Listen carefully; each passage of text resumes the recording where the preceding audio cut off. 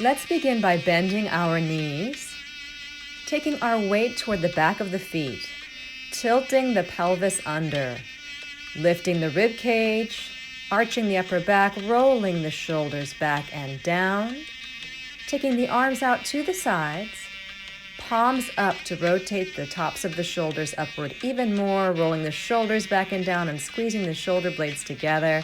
Take a deep breath. Exhale out as you create your high W-shaped arm frame. Now that you know the details of the posture, you can take a deep breath, exhale out, and settle right in.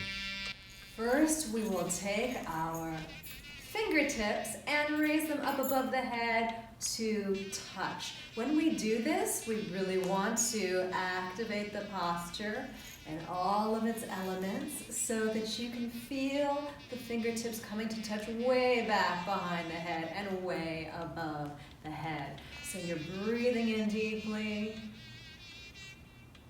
and exhaling completely and stretching in a way that allows us much more range of motion, especially between the sternum and the shoulder, while we are getting into our chest circles. Let's now try a slide. Slide all the way over to your right, and then allow yourself to check in with the shoulders, rolling them back and down, squeezing the shoulder blades together. Go ahead and tilt over into a side bend. Keep that top shoulder rolled back and down. Make a circle with the arms and bring the fingertips to touch, relaxing the head. Come up from the rib cage and head's coming up last. We're gonna do the other side. Stretch long and make sure those shoulders are still rolled back and down and rotated and squeezed together. Relax the head as you tilt over. You can even bend the leg that you're leaning away from a little extra. It's already bent, bend it a little bit more. You get even more stretch on the side body as you bring the top hand and arm over, fingertips to touch, breathing deeply, exhaling completely and pulling up from the rib cage as you exhale. That feels good. Okay, let's bend and tilt and raise up once again, pressing out from the center of the chest with the hands, projecting energy out through the hands. Really roll those shoulders back and down so you can feel the full effect of having stretched some. But we're not done. Let's stretch some more. So with the arms straight for the moment, turning the palms up and coming to our fingertips to touch in tension here, we're going to do this toward the back diagonal. So just practice that to both back diagonals, just aiming for the fingertips to touch. And think about what it would be like if you arched the upper back so much so that you could lay your head back and down and touch those fingertips together. Don't do it, just imagine it, because it does take a bit of flexibility. So this is just the first way in to begin working toward that. Over time, when you feel confident, at some point you might feel yourself just wanting to give way. When you do that, just make sure your head comes up last on the ascent. So when we come toward the back, the shoulder blades are coming together. When we lay towards the back, just be aware that they open some to give us some space to do that.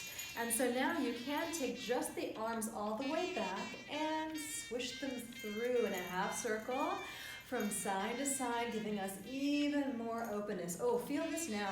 The chest is almost making half our chest circle. It really is, actually. It's arching.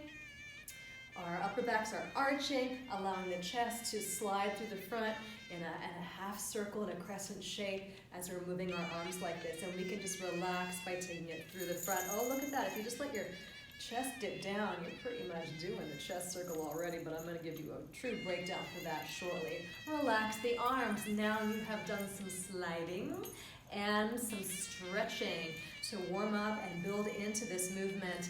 Let's do some more sliding. So I will just remind you about your knee bend and your tilt being really important to the ability to bring that rib cage up so that you can move from the sternum. So let's get our arm frame set up and let's try that. Let's drop the sternum down. It's really a curve because we are bringing it up to an arched position and returning it to neutral.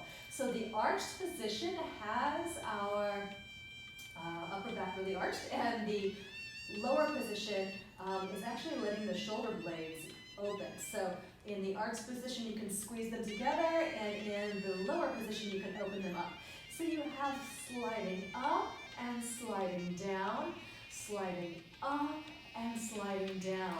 From the slid up position, slide over to your right, and then just come down and up on that right side to massage that side of the movement and get some space here, especially on the lift between the sternum and the shoulder.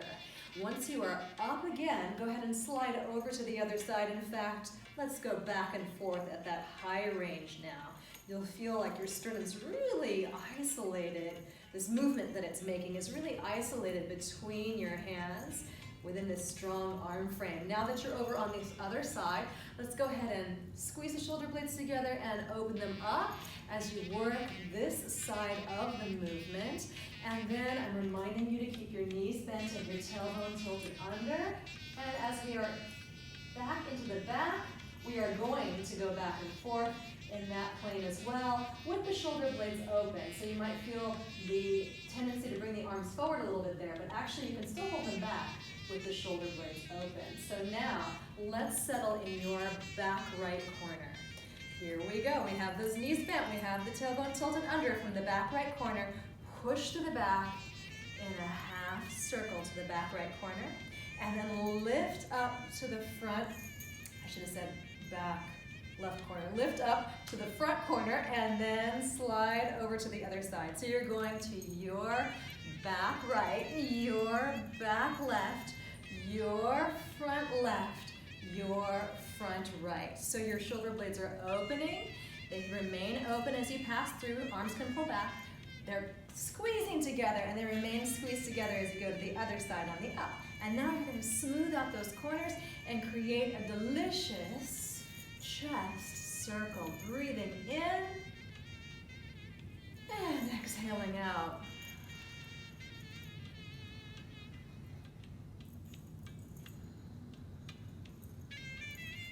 And then just finding a relaxed breath as you are working this in both directions. Switch direction whenever you are compelled to.